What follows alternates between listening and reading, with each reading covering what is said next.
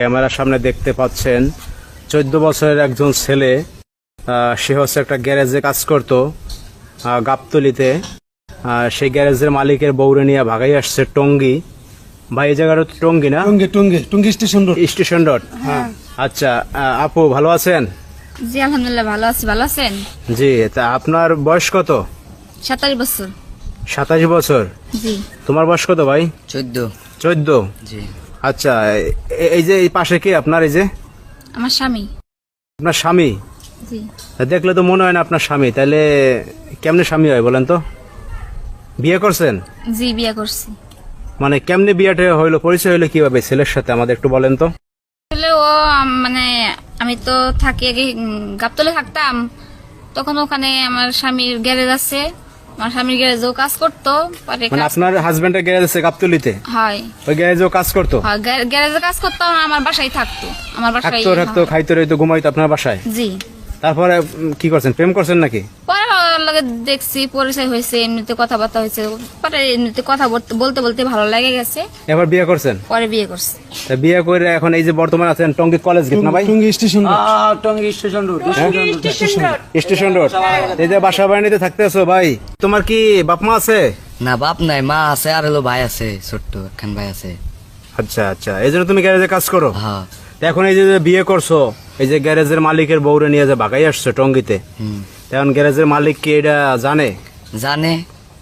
এখন জানে, তো এখন কি তুমি এইভাবে পালাই থাকবা কতদিন বলো? পালা থাকবো, জীবন তো সমাধান হবো না। হ্যাঁ, জীবন তো সমাধান হবো না। এখন তোমার এই যে আম্মা কি জানে ঘটনা যে বিয়ে জানে। করছো? কি বলছে সে তাহলে? সেও গাইল পারে, পরে আমি কই গাইল পারুক গা, পরে আমরা হিন্দু আসি, পরে পালায়া। আচ্ছা, এই যে আপু, তা আপনার হাজবেন্ড নাকি খুঁজতে আছে আপনাদের সবাইকে? তাহলে আবার আচ্ছা আপু, আপনার হাজবেন্ডই খুঁজতে আছে আপনাদের, তাহলে এখন কি করবেন?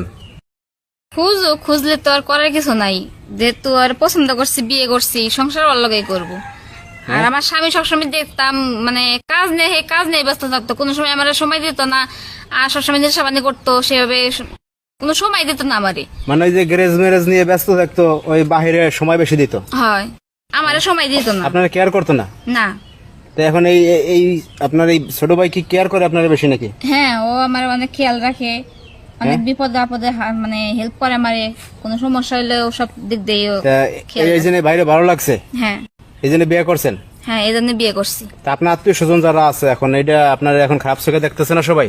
খারাপ চোখে দেখলে তো আর আমার করার কিছু নাই, তারা যদি খারাপ চোখে দেখে ও সমস্যা কি? তা আপনার হাজবেন্ডের তো গ্যারেজে মালিক যেহেতু টাকা পয়সা ছিল, কি ভাই নিজেও মালিক। এখন ঘটনা হয়েছে এর তো নাই কিচ্ছু, এ তো মনে করেন একবারে জিরো, তাইলে আরে বিয়ে করে আপনি কি পাইবেন কোন? টাকা পয়সা তো সুখ কিনা যায় না, আর টাকা পয়সা তো সবকিছু পাওয়া যায় না। একটা মেয়ে কি চায়? তার স্বামীর ভালোবাসা, আদর, এগুলোই তো চাই, তার কেয়ারিং, এরাই তো চাই। আর সেটা যদি সে না পায়, তাহলে যত টাকার মালিক হোক, সে কোন থাকবো না।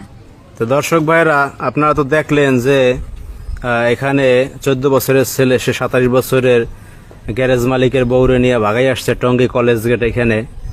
তো কি বলবো, আসলে বলার কোনো ভাষা নাই। আপনাদের কোনো মন্তব্য থাকলে অবশ্যই কমেন্ট সেকশনে কমেন্ট করবেন। সবাই ভালো থাকবেন।